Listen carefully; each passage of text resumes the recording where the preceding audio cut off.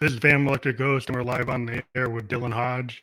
It's the first time we've had him on the show. And before we get into that, we do have to mention our sponsor, Newsly.ma. So use coupon code GHOST2021. That still works. You get 1 month free premium subscription and stop scrolling and start listening.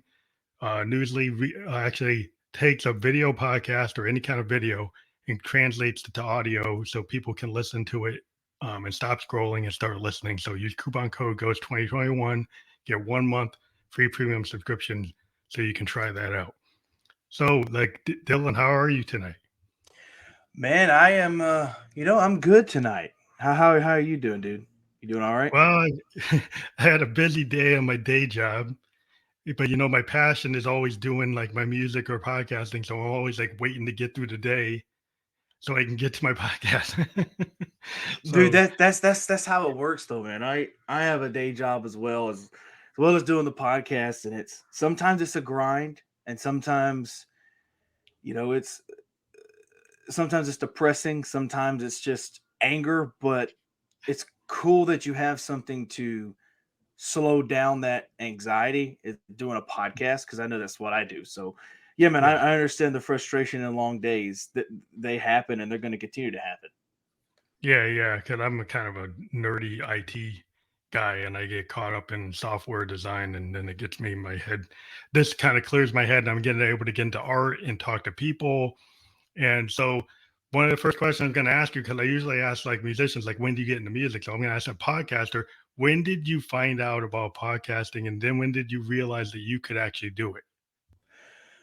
I got into podcast late. I did not know what a podcast was. Probably, I'll say my early senior year of high school is when I figured out really what a podcast was.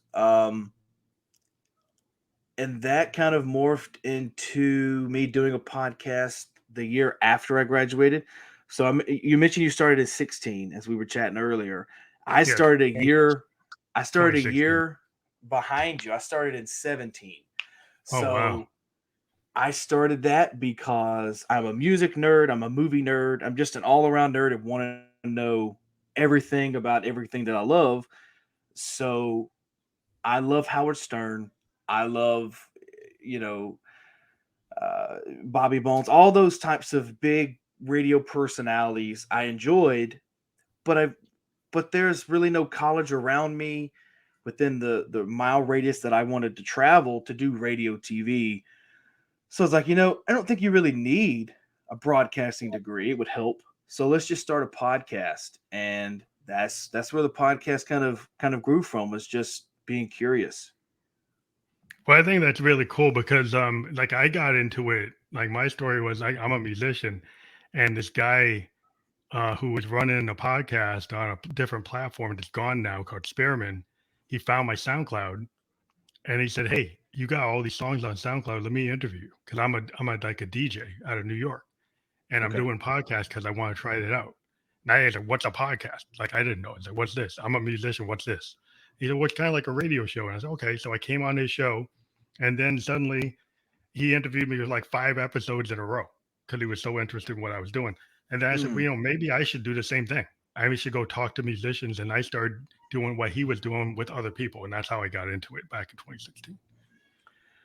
Yeah, man, that's interesting because you put your music on SoundCloud, which is where a lot of music people go to, artists.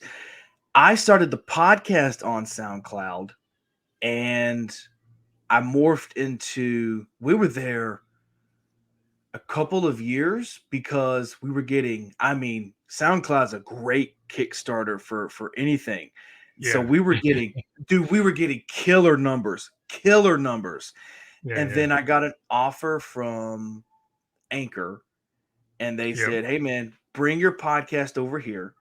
You're guaranteed the many views you have plus 10 times more." And I denied it the first time.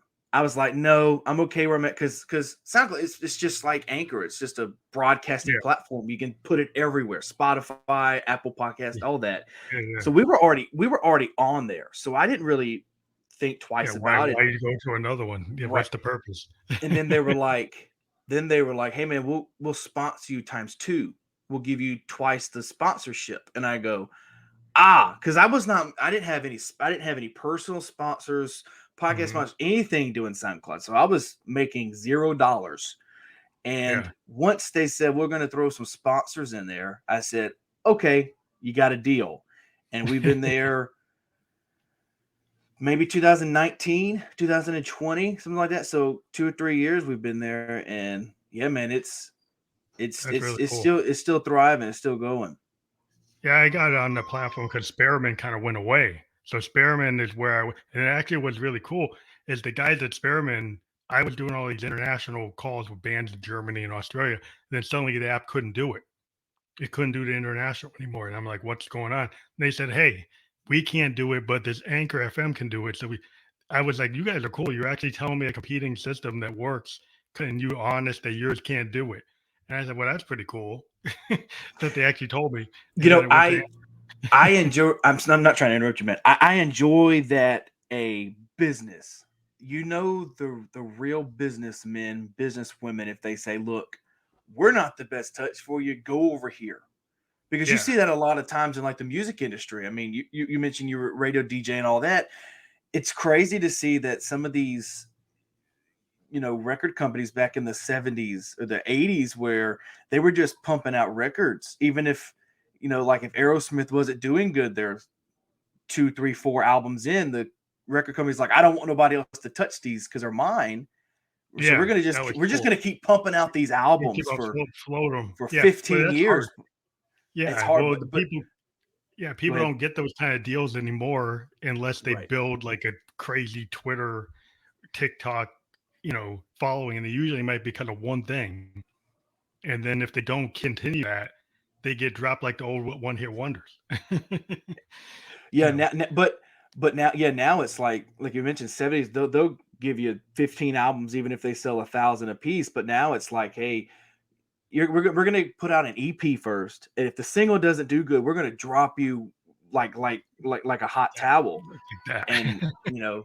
it's crazy the way the music industry has went from then to now. Which is Well, that's also a why I good like thing. It can't, you can look at it as a positive and a negative, because if it was still you know, like they were doing in the 70s, 80s, even the early 90s, where they were just pushing these people, I mhm. think the music industry would not be as a tight knit as it is with a lot of the listeners. Well, I think what's going on today is also there's different sources, right? You have the people on Mixcloud, you have the people on SoundCloud, you got YouTube, you got these underground scenes that people can build up. And a lot of our artists like myself, we're independent. And so we won't sign with labels and I've been out since 2016 and I'm viable because I live within my range. And I've been able to go a little bit beyond my range by doing other things like podcasting and sync licensing. So a lot of us had learned, about the merch, about sync licensing with films and video games. I'm actually working on video game soundtracks. So like we have figured out how to actually make money in a world where people only want to pay us like less than a penny for a stream. We found other ways to do it. You have to be more creative. You have to Right. figure things out. Right. And I that's what I started out doing with the podcast, is doing independent people, because not just for that well, they were easy to get a hold of. I mean, you could get a hold of them just from private messages on Instagram or emails, but also it's sometimes their music is better than what the mainstream radio was Oh playing. yeah. That's all I And do. and because they don't have a record company shoving something down their throat saying, we can't say this, we can't do that. It's, Yeah, yeah. if It's I just want to more tell interesting. this, like, here's a great example. I'm a big country music guy. So there's this band called Love and Theft. It's these two guys, and they started off with a record company, and then they got dropped, and so they just went Mhm. completely independent, and they put this entire album out that would not be played on any type of Anywhere. radio or would have been recorded, because they have a song called Everybody Drives Drunk, which is Oh, just them nobody. saying, Yeah. Yeah, but right, that's cool. it's cool because It's cool that they it's did the, it's the it. title of the song that's pushing it. Nobody cares about the message. It's Yeah. I had a podcast the other day with Karen Freeland on and she's an author, and she wrote a book called The Ins and Outs of My Vagina. And And if people want to play uh, that, push that either. people, yeah, she's still getting backlash for being an independent self-publisher. And I'm like, are you serious, man? It's just, it's crazy with this cancel culture, what it's going to do. But Well, I don't want to yeah, get into all of that. yeah. But I remember back in the day, like take this job and shove it, right? There were some radio stations that thought that was too abrupt, it was too obnoxious, and they wouldn't do it. Right. Then it got so big that they had to deal with it. But there was always a problem. Like even like Lou Reed walking the wild side, he got past the censors because people didn't understand what he was saying, and then the Right. BBC played it without understanding the content. And Right. normally they would have banned it. Like it would never be able to be allowed to come out like that again. But people were able to sneak things through. But yeah, it is interesting because like I have totally focused my podcast on emerging and independent artists for the same reason you said, because I find them more interesting than what's in the Mm, top 20, 1,200. I like to mm, see people at the bottom 200, bottom 500, just because like there's a lot of cool stuff going on in underground, multiple genres, and I like to focus that attention. So that's what my whole podcast has been about for since 2016. So it seems like you're in the same but you spot. can also say this, if you're listening to all these independent underground people, like I was the first person listening to Morgan Wallen, Kane Brown. I was first on their case before they even blew up.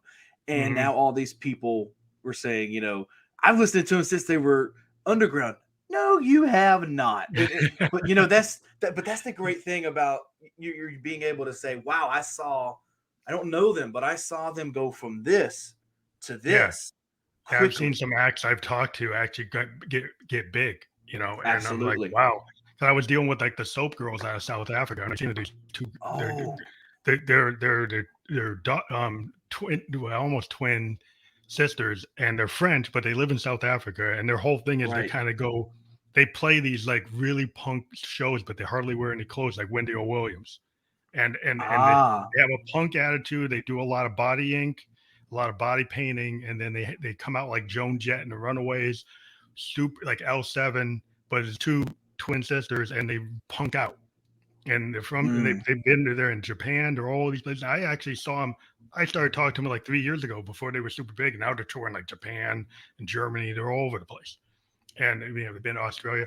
But it's like, I actually saw them and actually going to have them on again. But it was like, I think it's cool to actually see, a group like that. And I liked it because they had that kind of CBGB vibe. They had like, an old like mm, Ramones kind of, that whole scene in New York. That was like a punk scene. You had Blondie came out of that scene. The right. Ramones came out of that scene. Patti Smith was in that scene. There was a lot of cool bands in that scene. But Yeah, yeah. I mean, it's crazy because also the independent, those guys are they. Okay, I will say this: it's easier to be an independent artist today than it was 10 years ago. Because yeah, look at all the advantages there is now versus what it was in 2012. I mean, it's amazing just in a decade what's happened. So yeah, I'm all because you for can get, yeah, you can get on Spotify, you can get on iTunes, you can get a YouTube video made, you can go viral on TikTok, you can do the merch, you can go on a podcast, you get worldwide reach, you can get booked onto festivals, and then you're controlling your money. I mean, you own your right. master, you own your rights, you own all Yep. this stuff. Where before, like you don't need to sell 1 million if you own your rights. If you sell Right. 60,000 to 100,000 and you own the master, you can actually live. If you don't go blow all the money, you can actually do okay. It's just a Hmm. matter of not going out of control with your spending. Hmm. Yeah. Because So you're not I having think, to, but you're not having to, you know. I keep going back to the 80s and the 90s because I think that's my favorite yeah, 2 decades of music. And it's like back then they were having to record just a single on a vinyl and try to sell it to the record company or the local record shops to try to sell 1,000 copies to make the money back that they made for making the album, yeah, for making it, just yeah, to make another album, just to do it all over again. So yeah. Until people started figuring out how to be in collectives like the Sub Pop Collective, there you go. that There Nirvana you go. came out of. and it like people started doing like hip hop collectives, and then suddenly because you're in the collective, you could get a lot of weight. Like you could show up at the club with 10 bands, Right. and then you can actually get booked. And so you make money from touring, and you could actually fund your mixtape out of the back of your trunk. You could give somebody a Hmm. cassette. You could do it. And the cassettes was like really big in hip hop because you could actually do that. You could duplicate it faster than doing a vinyl. And so people would be giving them people walk. I saw that as that was happening. The Mm. people would just, oh, at the back of my trunk, I got a big box of cassettes, and this is the latest thing from this, out of New York, and it was cool. Some of that stuff was really cool, and it got big, it blew up. But yeah, it's just like a lot of times the people have to kind of show people that they are like cutting edge, and everybody with a record company says, "Ah, that's no good, that's no good," and then suddenly somebody blows up, and they're like, "Oh, now I want it." It's like, well, you didn't want it before. It's like you mentioned when Nirvana come in with the subgenre. When they come in and they sold, I mean, when they blew up, Yeah, next thing you know, there's 16 different Nirvanas, and it's the same today. It's yeah. the same with when Justin Bieber had his first big hit. They're like, oh, let's sign another 13-year-old to sing about a crush that he has no clue how to love. You know, Well, some of these scenes, like the scene that Nirvana came out of in Seattle, there was tons of bands like Mudhoney, right? Pearl Jam. You had like Alice in Chains. You had Soundgarden. All these guys knew each other, and Yeah. and Soundgarden wasn't exactly like Nirvana, and Pearl Jam isn't like them either. They were in the same zone. In Stone Temple Pilots, and then you get like Billy Corgan and his Smashing Pumpkins. They all had a little bit of different flavor. They weren't Hmm. all biting off each other. I mean, some people in the direct sub pop, which was a small indie label, there were a lot of bands that were in the kind of space that Nirvana was in. And when Nirvana blew up, they all got able to push, to get lifted by Nirvana. Right. And not all of them, you don't even know who they are anymore. But there were tons of them because Sub Pop used to just throw these tapes out with like 40 other acts on a Hmm. tape, and they just give them away, give them to people, and people are like, oh. And then they heard Kurt, and he was the one that really everybody was like, wow, there's something there. Right. Crazy, man. So you've been like very diverse in your podcast, and what I can see, like you've gone and you've interviewed celebrities, musicians, actors, paranormal investigators. Maybe like I'm kind of interested in a paranormal investigator because I never interviewed somebody like that. What was that like? You know, I I I take each guest and I don't interview them the same, but I come at them with the same respect because they're trying something that I've never done. So I I'm on the spectrum of with the paranormal if they could exist, but I'm not really sure if they exist. So it Hmm. started with a Bigfoot expert. It's kind that's kind of how the paranormal investigating came about because the guy that was doing the Bigfoot knew people that hunted ghosts. I'll use that. They hunted ghosts, and so when the guy come on for Bigfoot, he gave me this ridiculous claim that Bigfoot is kind of like an alien. He can shapeshift, and I kind of dropped that kind of quick. I was like, all right, no more of this mess It because you're sounds never like the going $6 Million Man episode. to because you're never With going to Bigfoot. hear once you hear that Bigfoot is a shape shifting alien, you're never going to beat that. So I dropped the Bigfoot thing, and the paranormal investigators come on, and I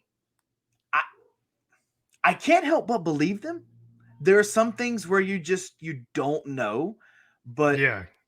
I just get them on, and I just ask about their biggest haunted houses that they've investigated. What have they ever?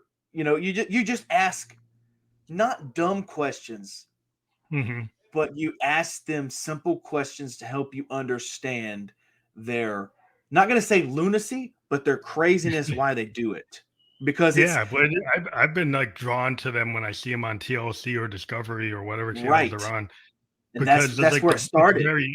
it's just interesting because like whether it's real or not, you get drawn into it, and I think everybody likes a ghost story. Everybody saw Poltergeist or they've Mm. seen like those 70s movies that really dove into it, and I'm like, Yeah. okay. Yeah, I remember watching those movies. It's like, yeah, and I actually, in my family, I got people in my family that swear that they've been in haunted houses, and cousins who's like, yeah, yeah, I believe in ghosts. So you always know somebody in your family. Oh, I saw a ghost. Yeah, okay, and I'm like, yeah, so okay, I'll give it a chance.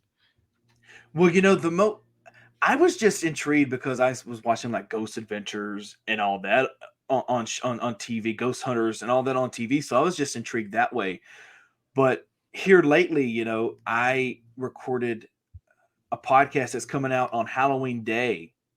Just a little Halloween episode this year. I'm trying to find answers to an experience that I had, and I'm trying to find the correct answer. As if this guy's going to tell me I'm nuts, then I'm nuts. But if he's going to have a good explanation for it, I want to hear it. So Hmm. that, yeah, you're kind of mature, and I know you said you've done numerous episodes since 2016, so you know how to mature with the way you take episodes now versus when you first started. Because I don't know about you, but I can't go listen to probably the first 100 of my Yeah. episodes because it's just like, oh, I can't believe I did Well, that. yeah, when I first started, I was on my phone on like Oh man. Anchor or Spearman, and I wasn't using a mic and I wasn't using a mixer. And I go Yeah. back and listen and say that quality stinks. Yeah. And then the fact that it's not video, Mm. you just like sitting there, and sometimes you'd have a guest and they just like they didn't get the question, and there's like dead air, and they get the dreaded dead air, and you're like, oh, what happened there? But Happens on video too, though, man. That yeah, just yeah, happens. But that's where the power of editing comes in yeah. to edit I out tend to that. go live. I tend to like I'm into kind of like what I call stream of consciousness recording, kind of like a Right, Frank Zappa, kind of like right. funkadelic, old school Allman Brothers type of thing. I like jam Mhm. band type of thing. So when I do my podcast, now I've had episodes I had to go edit because we had a technical problem and it glitched, Right. and they had to come back, and it glitched and they come back. So I had to go and splice them together. But I try to do just a real live conversation with no monkeying around. That's just my style. But I do get it that some people they want that perfection. But I've always been in a musician where I think part of the problem with some music today is I was watching a documentary with Elton John. He said the Yellow Brick Road, everything's second, third take. We didn't go crazy overdub going back and redoing it because we felt like Mhm, we had it. And he said, thing about today's music is you try to make it too perfect. And I mhm. would argue, like, if you listen to an album like Yellow Brick Road and you listen to modern stuff, there's something about Elton saying just use that third take instead of using the 100th take. There's something about the Right. magic of it. It sounds better. Yeah, it's like when Aerosmith did the Permanent Vacation album, and if you listen to Dude Looks Like a Lady, you can listen to it on the greatest hits or whatever, but there's the very beginning goes blop, and it goes into the music. That is where they messed up on a guitar, and they had messed up on a string, and they went like that, and they just dubbed it over, where it made Yeah. it sound like they were screaming, and they used it. And I think, well, I can't say without the song it wouldn't be the song because we wouldn't know it unless he said it, Yeah. unless Yeah. Yeah. Steven Tyler would have said it. But no, I mean I think that's what makes songs special is when they use the first take or the second take, or even I like when uh musicians release like the writing sessions just where Yeah. they I wrote the love song the and they writing release session. it. I love those. Those are those Yeah. those feel very genuine to me because it's like I got a phone, it's not very good quality, but we're gonna go for it. So I love those little like I was writing jam listening sessions. to like Dylan outtake, like Blood on the Mm, Tracks. He was doing mhm, like Idiot Wind. And there's a demo version of Idiot Wind where he was wearing a jacket and it had buttons and it kept on hitting the mic. But the thing is the quality of that demo. It's like the first time he's actually singing the song. And he mm, has lyrics in it that are different than what he published. And it actually sounds a little bit better than what's on Blood on the Tracks. And they released it in a compilation. And even though it's got the buttons hitting the mic, it is so good that it seems like a lot of people have argued like that's actually better than what's on the album. And so sometimes like the happy accident or the thing that isn't mhm. perfect, is just so good that you're like, damn, it's like he should have probably released that because that it just sound, it gives a character. It sounds different. It sounds cool. But But that goes back to our previous conversation of the record companies changing things because it wasn't going to play on radio if that would have happened. yeah, that's the way they are. But yeah, I mean, part of the whole thing today is like, I was having this discussion with somebody and talking about like, people using DAWs. And I said, well, how would you put Keith Richards into a DAW? Right? If you look at the way Keith Richards played guitar for the Stones, he's known for kind of like a very erratic kind of sloppy style that is the Stone style. And if you Mhm. try to track it to like beats per minute, it won't track that good. It would be very hard to do, right? So, but are you saying you should that Keith Richards isn't one of the best guitar players in the world? He is, but he just is a little off on the time. And it's part of the whole Stones feel. If you listen to Exile on Main Street, that's why it sounds the way it does, right? So why would you want to be perfect? Being You perfect, know, sometimes being perfect is not the best thing to do. it's like I was watching a YouTube video of this girl, and she was trying to play John Mayer's Neon. And if you know Neon from John Mayer, it's that boop boop boop boop boop boop boop boop. He's playing with his thumb, he's playing with his pinky at the Yeah, same yeah. time, and it's supposedly one of the hardest guitar licks to ever play. Mhm. And she couldn't get through it, and she's like, it's all about being out of time. He's out of time, out of sync the entire time Yeah, because it's able, because if you would put that up with the drums, with the pianos, it wouldn't sound right.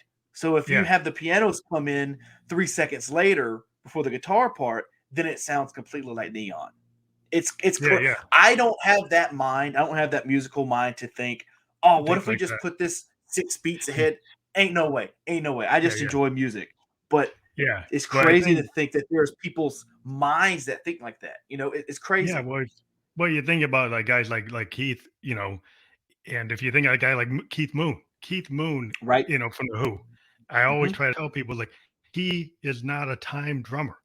Keith Moon would solo through the whole freaking song, right? And him and Entwistle are both soloing in different ways, right? Hmm. So the Who is one of the most interesting, complex bands ever because the drummer isn't keeping time, the bass Hmm. player isn't keeping time. It's actually Pete Townsend with his chords that's actually keeping the time, which makes them sound like kind of like a punk band, and they are. It's kind of like the birth of punk type of sound. They're very loud, very chaotic, because the fact that they're all kind of going off like a jazz fusion band as a rock band and kind of bouncing around and Keith Moon doesn't play like Ringo.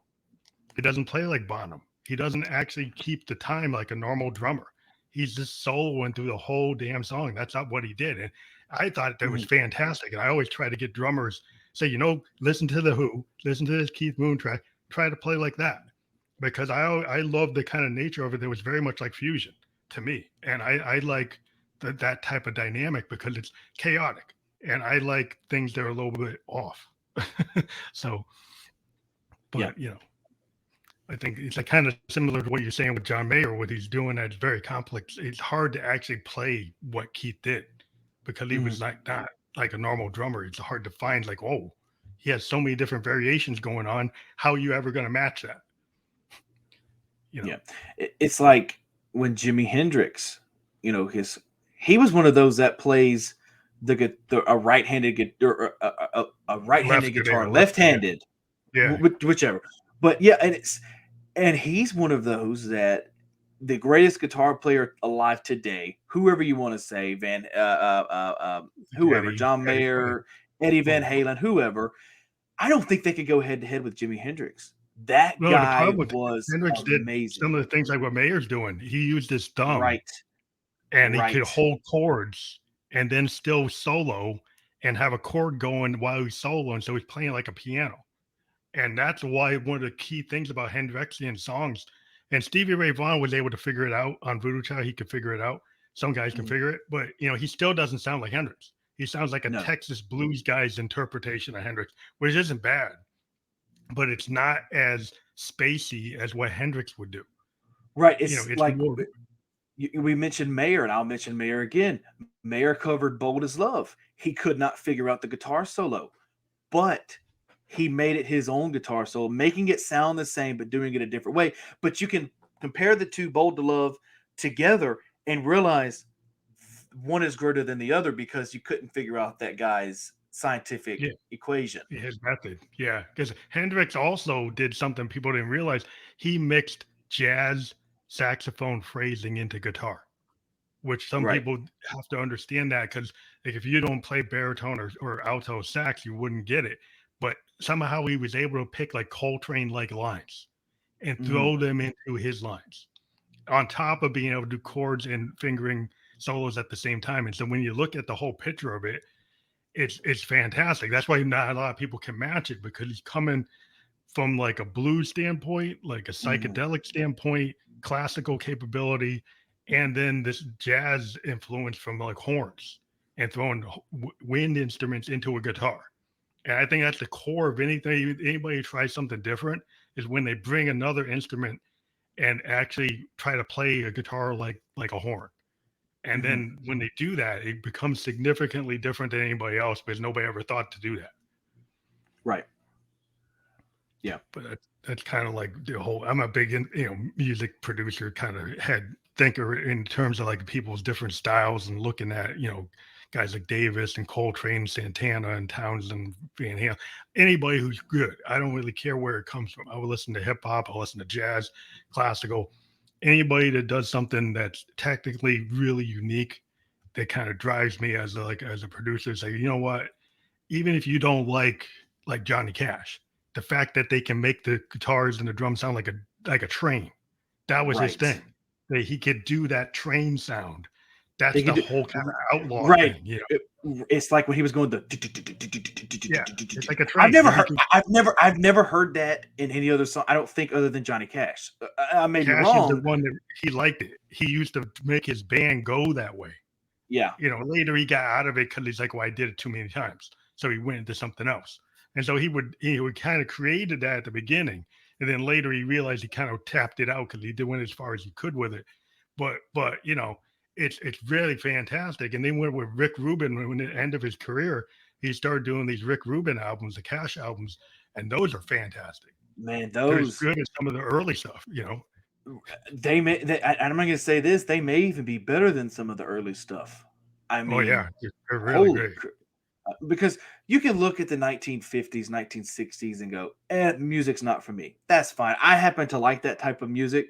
But when Yeah. you look at someone as iconic as Johnny Cash, and you look at the first couple of albums, Cry, Cry, Cry, Get Rhythm, all those songs, Folsom Prison Blues, Oh yeah, I and then love you that one. put it up and you put it up to like Hurt, Well, and Hurt you is go, and fantastic. you go, oh my God, the same guy that did that covered this song, and it's like it's iconic because I you know I grew up in the early 2000s because I'm 24, so Mhm.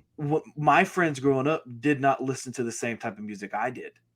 I Yeah. was considered some of the outcasts because I listened to the older stuff, and they thought Hurt from Johnny Cash, they thought Johnny Cash was just this newcomer and he was just happened to be a 90-year-old newcomer. And I'm like, are, You didn't are know you this. fucking You are, don't are you know his. fucking kidding me? It's like, You are know the you man in kidding black. me? You don't know the man in black.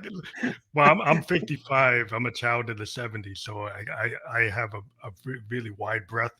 And my mom is from Morgantown, West Virginia, and Johnny Mhm. Cash, in outlaw country, that's big with coal miners, right? So they were Right. like, yeah, he's it, that's it, right? So as a kid, I go to Morgantown, and my grandpa was playing Johnny Cash like all day, like all the time. He said, "Don't Mm. change it, don't touch it." Wait, and we'd be like, "We want to hear something new." It's like, "No, you're listening to Cash like all day." Yeah. That's kind of what it is. Don't touch the stereo, or Grandpa's gonna get you. But Yeah, you mentioned that, man, and I don't want to interrupt you, but my grandma was the same way. That's She is literally the reason I listen to the old stuff. She is the reason I fell in love with Elvis Presley, Johnny Cash. Charlie Pride, Willie, Mm. all the old timers. She's the reason I fell in love with it, because I was always over at her house, Glenn always over. Campbell, like Glenn Campbell, I love. Glenn Campbell, I mean Loretta Lynn, all those old timers, and I would just be over there, and she would bring me to music class, and she would be like, "This was popular when I was growing up, and you're going to listen to it because I want to see your thoughts." Now there was some stuff I didn't like, Yeah, yeah, yeah. but it was mesmerizing. And when I listened to, mainly Elvis, because Elvis was her dude. Elvis was That her was a dude. dude, Yeah, bro. a lot of people's And dudes. especially when I was listening to Elvis, man, when I listen to him today and I read about him, I think of her. She's still Yeah, alive, but it's just, I would not probably know who these people are if it wasn't for her. Because my mom wasn't really listening to that. She grew up in the 80s and the 90s. She doesn't really, yeah, yeah. she. I had a very interesting thing. My older brother was 7 years older, so he Mhm. was listening to Zepp. My pop was listening to Motown, Stax, jazz, and Stevie Wonder, and then he was also listening to like James Brown. So he had Mm, all these chess records. He had 78s of original James Brown in the Famous Flames, and he would just say, "This is James Brown school. Nobody's listening to anything but James. James the Godfather. You better listen to your Godfather. That's it." And then so I was like, "Damn, that stuff's all." And I just say, "Wow, funk." I got really into funk, and then anybody that was doing funk, from Curtis Mayfield to Prince to Funkadelic, mhm. Parliament, I got very much, because funk is like, it's jazz, it's blues, it's psychedelic, it's like all over the map. It's like it can include, like, if you listen to a band like Parliament Funkadelic, they're everywhere. They Mm, do soul, they do hip hop, yeah, they did hip hop before hip hop. They hit everything. I mean, Hazel could channel Hendrix. Bootsy right. was like one of the best bass players like in the world, and you had Clinton writing this crazy music and these crazy lyrics. They inspired like everybody, from Prince to all the hip hop early bands, and it's Yeah. all funkadelic. And I think everything comes off of blues, funk, and a little bit of disco. Everything has everything mixed in. Whether the diehard, I live in the 50s and that's real music, not this new Hmm. crap we're listening to today. That still has a little bit of everything in it. I don't care what anybody Yeah. says. It they No. Yeah. it every genre of music is formed from another genre of music. Yeah. I mean, that's like everything that we listen to. I mean, like rock is based on the blues, Right? and and based on like taking soul and blues, and then taking what those blues guys in the Delta were doing and extending it. That's what that's what like Jimmy Page did with Zepp. Hmm. That's what the Hmm. Stones did.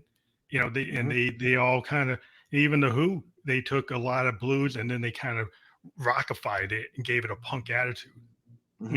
And so Yep. it's always been that way. And even Hendrix is the blues, but it's like space blues. It's like Yep. cosmic. They go like cosmic blues, because he would Mhm. go in these directions that ain't blues. He was doing like progressive rock, like a Genesis. Like if you listen to Electric Lady, he's got these songs that are like he'd used a synth with his guitar is like a synth. He's like doing these very expansive things that's not really blues. It's like these very expansive songs that maybe he started with blues, but he went into this different zone. Yeah. It's crazy. It's amazing what people will learn if they just get out of their own headspace and learn, you know? Yeah.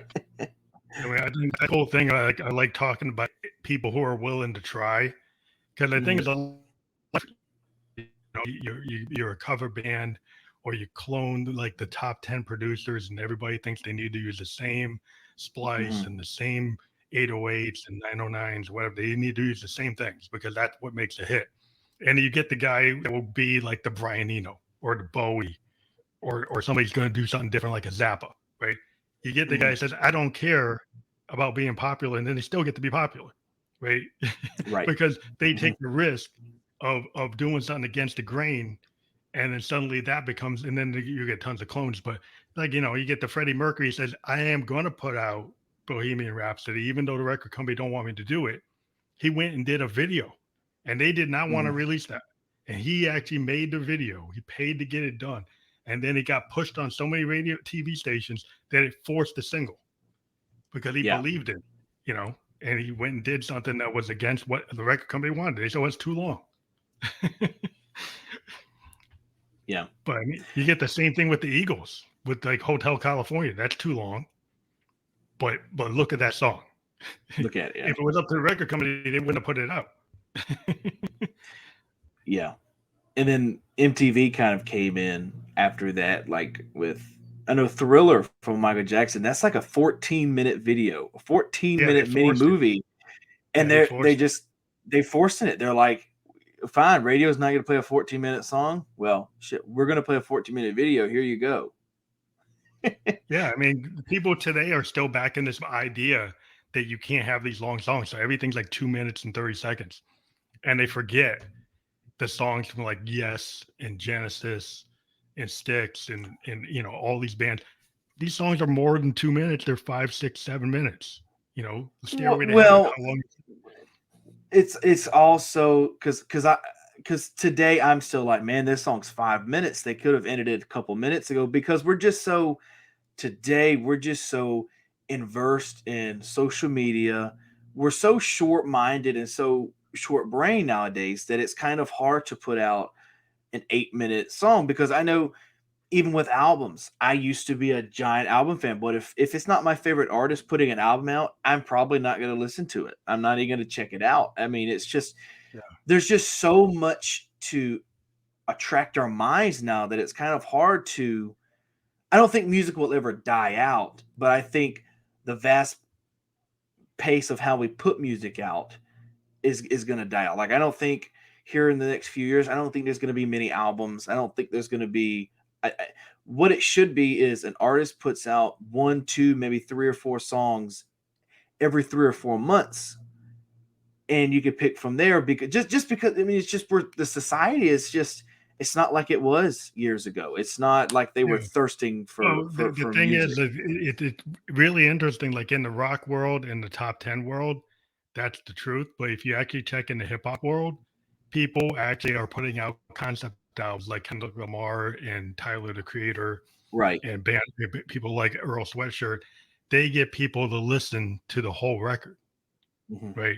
You actually Yeah. in hip hop, the trend is against what rock trend is against the normal trend. People listen to concept albums. People listen to albums that are 60 minutes long. People are listening all at once because they actually are telling a story. So, in my opinion, that if in hip hop that can happen, it just need a rock artist that can draw your attention at the same level, or you need a different artist. So, as a musician, I still believe in albums, and I just believe it's actually got to connect it to the audience. You have to be able to get somebody to understand it. And if Mhm. you do it visually, or you do it through other means, or you do it by touring and showing people that this show, all these songs are connected, Mhm. then people would understand it like the way they understood Tommy or Quadrophenia. You could get people back into it if you actually proved by doing a live show that it works. Right. I think it's just a matter of doing that. I still believe in it. I mean, I'm all for concept albums as long as They got to be good. that's what I was gonna say is as long as they are up to par for what they're gonna be, and it can't be just some random Nickelback can't come back and go listen to this. We got a concept album. It has to be somebody somewhat new that is close to blowing up to create this concept album that's going to change the genre. You know, Yeah, I mean, you just got to get the right kind of people. Like Metallica, right, they were able to get people to be into their whole record. right, Metallica fans will listen to the whole record. They put it out right right, now. They'll listen to the whole thing. There's some right, bands like the Pearl Jam fans will listen to the whole record. That's just what they are. They're like deadheads. They'll follow Pearl Jam everywhere, and they'll go to 3 shows in a row. They'll go 3 shows night after night to go see Eddie do what Eddie does. But that's like you get fans that will be like Grateful Dead fans that will be into it. So you have niche markets like Wilco fans, Radiohead fans. Maybe they're mhm, not the biggest bands in the world anymore, but they still have a fan base that likes to listen to it that way. So sometimes it comes down in size that you don't get like the big Zeppelin size fan base. but you do get Right. a more manageable base that would be into that. But it's not blowing up at the level you want until you get a guy like Kendrick Lamar and like Butterfly. And they like Right. people listen to that whole thing, Tyler the Hmm. Creator, like Igor. That's a concept album. People listen to the whole thing, you know. Sure. So that's it's strange that hip hop was able to connect that way. But I think the whole thing about hip hop is they're storytellers, and when you're a Right. storyteller, they tend to go longer than 2 minutes. So Hmm. it has a tendency to draw you in and make you pay attention. I think, and it's just the quality of what they're saying, that it's actually keeping your attention. Right. Yeah. No, I agree. I agree 100% with what you're saying, dude. But so another thing that I was interested in, Hmm. is like you had a statement about like how you keep your cool when you're interviewing a hero. So can you tell me Hmm. like example of when you actually interviewed a hero and you had to kind of keep your cool? I wouldn't necessarily say a hero. I may have said that. I don't know. But it's people that I like listened to growing up, or I just look. Like who was one of them? I did Murr from Impractical Jokers. I did that Okay. years ago, and that was kind of so. I will give away how I did that. So what happened is he had this book coming out, and I had purchased the book, and whoever purchased the book got to have like a FaceTime meeting with the guy. And I just so happened to say, "Hey man, look, I do a podcast." And I think the deal was he was going to read the first couple of chapters to you or something like that. And I said, Mhm. "Hey man, look, I do a podcast. I'm not going to record any of the book. I'm not going to do any of that because I don't want to get legal problems. Plus, I want people to buy the book." But we were able to ask questions, like 5 minutes worth of questions before the book reading. And I mean, we're one on one. I mean, he's literally FaceTiming you on your cell phone. And I was like, "Look, I just want to record the question and the answer and put it up on the podcast." And he was like, "Okay, as long as you don't put the That's book." awesome. That is And cool.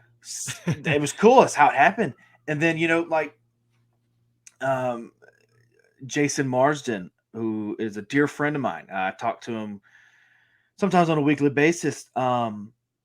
We I messaged the guy and I was like, "Hey, come on the podcast." He was promoting his YouTube show, and it was literally, it's like, okay, here's what I'm going to do. For the first 5 minutes, I'm going to geek out and I'm going to tell you exactly what I love about you, exactly what I hate about you. Then I'm going to go professional. Uh, and then they're like, "Okay, cool." Um, and then you realize after you just get jaded a lot because you realize this guy is just a guy. This girl is Yeah. just girl. It's you get jaded on the fact, like, and I will keep this till I'm dead. I will never interview Steven Tyler, Paul Stanley. I will never interview those guys because I know what's going to happen to me. Oh, And you'll get disappointed. I will be that, and also I will embarrass myself in front of the many listeners Everybody. that I have. And I know I have one question for Steven Tyler that nobody has ever asked the dude. And that for me, excuse me, I will say this to you. When people are interviewing celebrities, you want to call them, or just people that you look up on and they have a big following, here's what I do. I will go maybe the middle of the podcast. Just really, it depends on where the conversation is going, where it's dying off. And my question is, okay, what's one question you're always going to get when being interviewed? And they'll tell me the one thing people want to talk about, the one question they get, and I go, okay.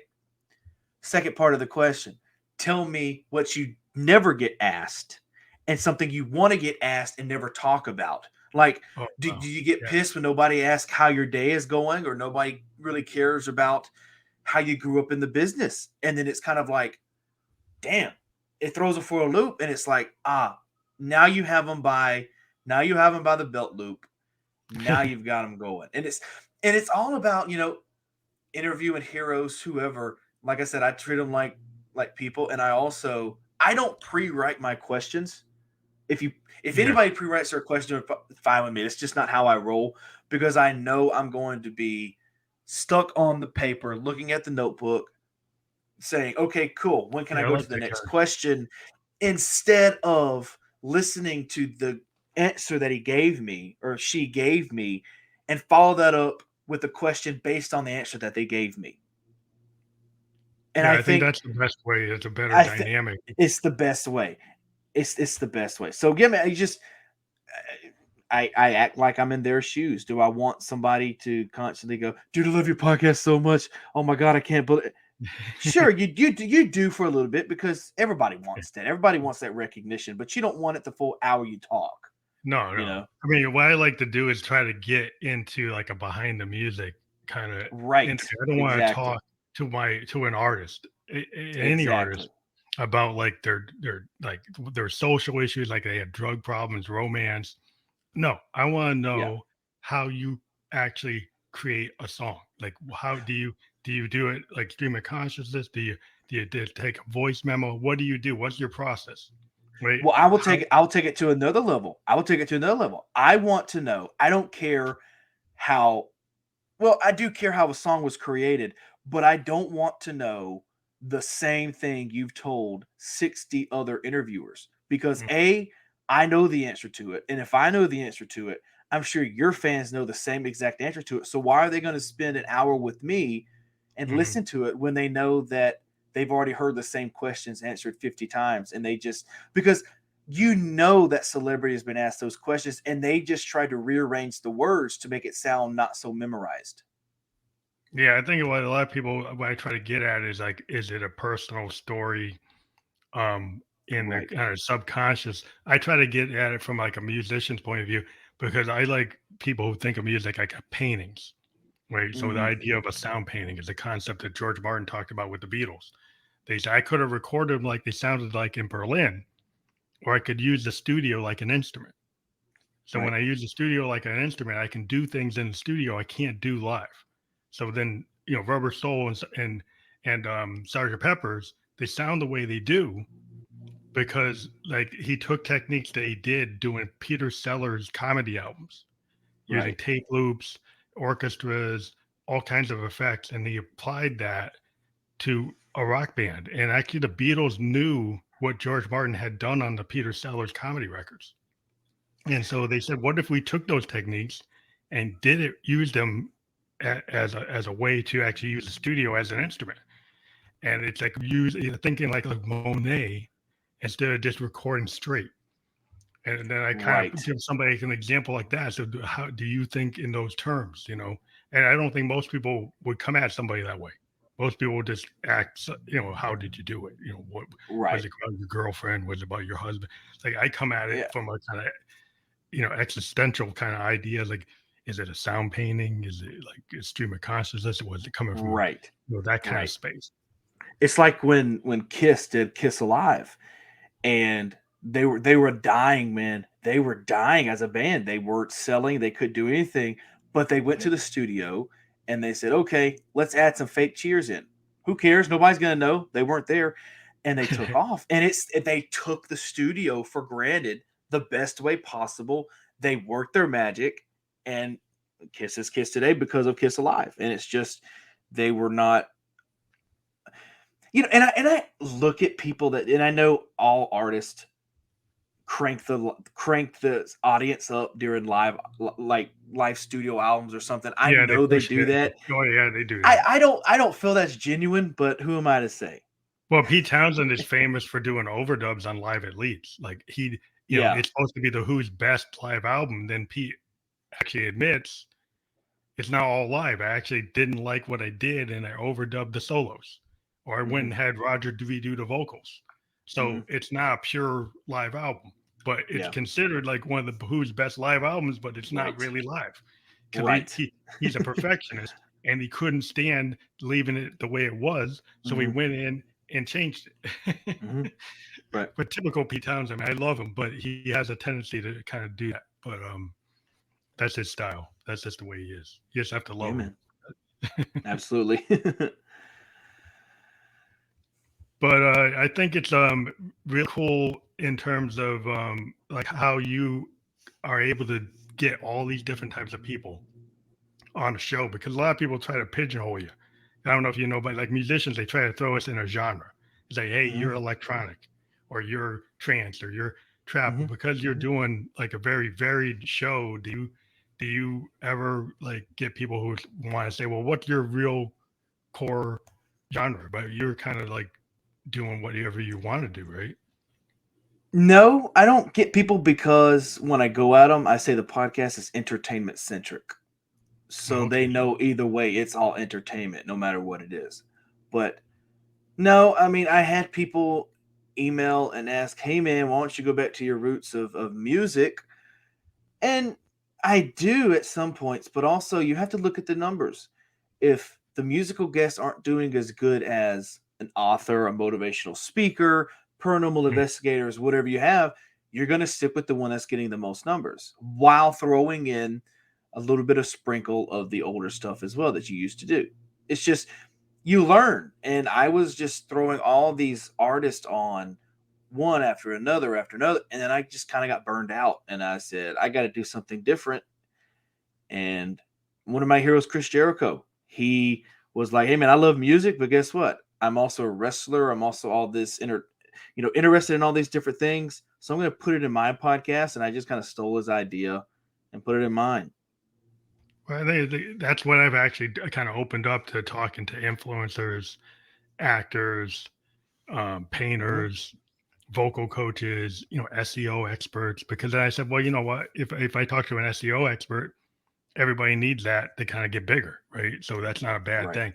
Talk to a vocal coach, that's not a musician, but that all the musicians are like, wow, I got a free lesson, Mm-hmm. And so it's like I started going into different directions, and even like the film directors, I started talking to film directors, and that was really cool because I think musicians, we always have a little bit of theater in what we do. And when we go on Mm-hmm. stage and talking to a director, I think about like playwrights and stuff. I started going in that direction just because everybody can actually still benefit from that type of talk, because visually, actors know what to do with their body. They know how to do with their face and their lips, and everybody, Mm-hmm. even a podcaster, can learn from that.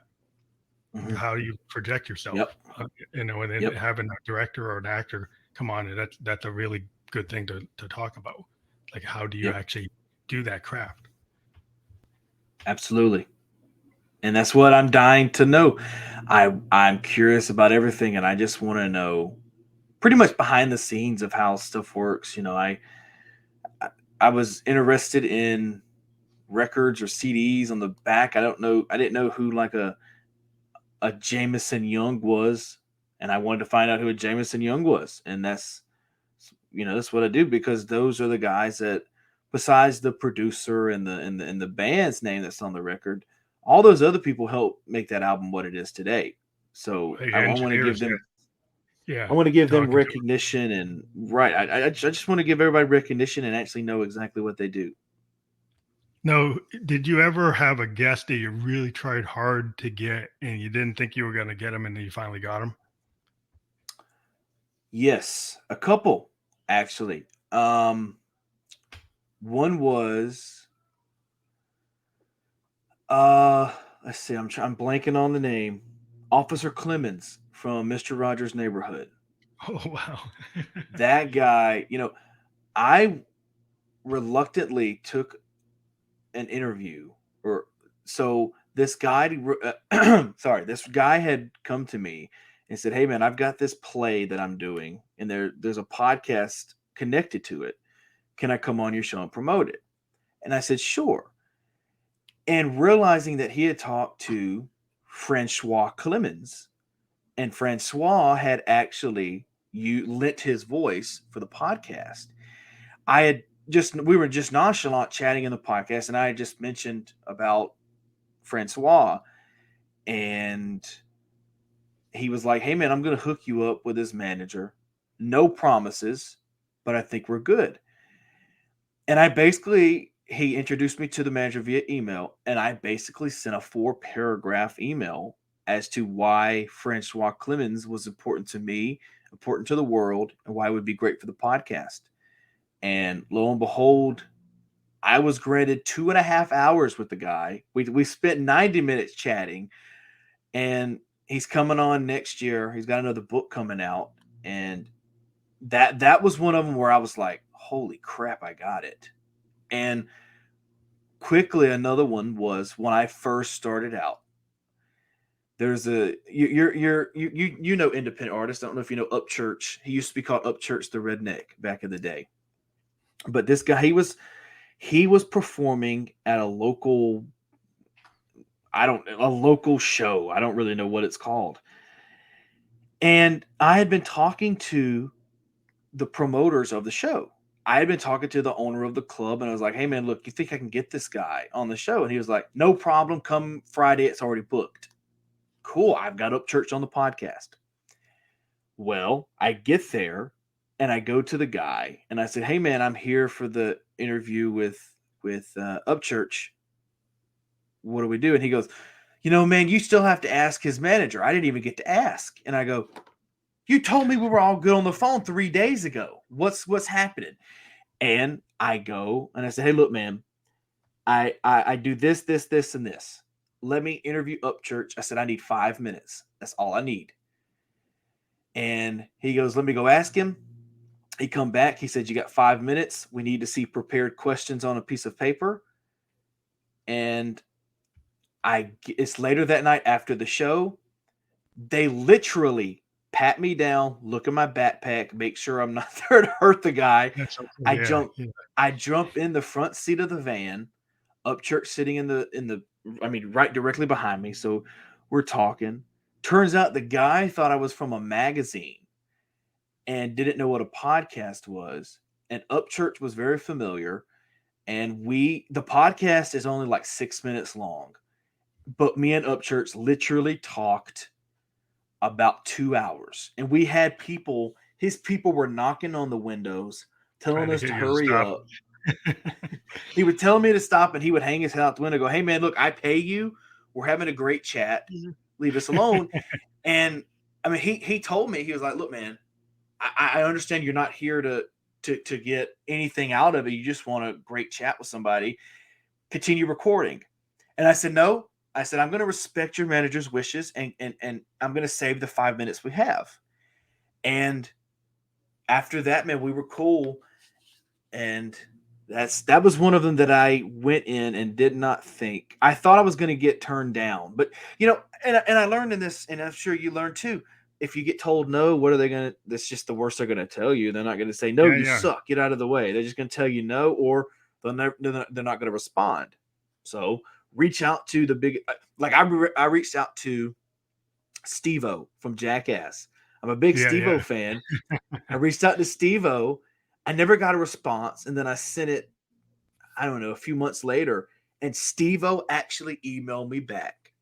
Said, I don't know if it's true, but he said that he listened to the podcast. He enjoyed it, but he didn't feel that he was a fit for the podcast. I accepted it. I found grace in the thing, and I was like, you know what? This guy could have been a dick Yeah. He and didn't wrote blow and you rode off. me off. But then he He was like, wrote "No, you. man, look." He was like, "Look, dude, you're doing great things. Keep it up. I'm gonna decline. It's not a fit for me, but keep rocking out." And I was like, the guy could have simply just said "no," and I would have had Yeah. to live with it. But the fact that he sent me an email telling me I was doing such a great job, plus also politely declining, that to me He was a That to me, gentleman. He actually did it right. right? He That did it that to me made me look at Steve and go, "That guy is no longer the same drug addict jerk that right. people says he is. The guy is actual genuine sweetheart." Yeah. Well, I am a little bit over, so Right. our conversation has gone really well. So I wasn't even watching, but we hit like 4 minutes over. But I did enjoy our conversation very much, and I think it's fantastic, your approach, and it's interesting how we're kind of had somewhat similar beginnings, and I think it's interesting, how podcasting has grown since the time we both started. It's just really Mhm. like a hot thing everybody wants to get into. And some of us who have been doing it, we're like, okay, we know what this is, and we're doing what we feel Mhm. like the best thing for our audience and for what we want to bring to people. And I do appreciate your view and your color presentation, how you do things. I think it's really cool to have your spin on podcasting, and I think it's vital that people hear voices like yourself. So, thank you. Right back at you, man. It's a pleasure being on your show. We're gonna get you on my show here pretty soon. I'm gonna get you on and promote your show here. But I thank you for the chat, and I thank you for asking, because a lot of people don't ask me to do podcasts, so they usually just want on. So I appreciate you asking. I think it's cool to interview other podcasters. I think that's the one thing I've been Hmm. doing lately, and I'm actually gonna be on a couple other ones. But yeah, I just found that we kind of we're a community, and we're doing something that people are really into now. It's Right. cool to be guest on each other's shows, and I think more of us should do this. So any podcasters watching, go talk to Dylan, talk to me, and I think it's a good idea to kind of cross pollinate on other people's shows. I think it's a really interesting thing. It would make it everything that everybody does more interesting if we all talk to each other. Absolutely. Good. Thank you very much for being on the show. Thank you, man. Have a good one.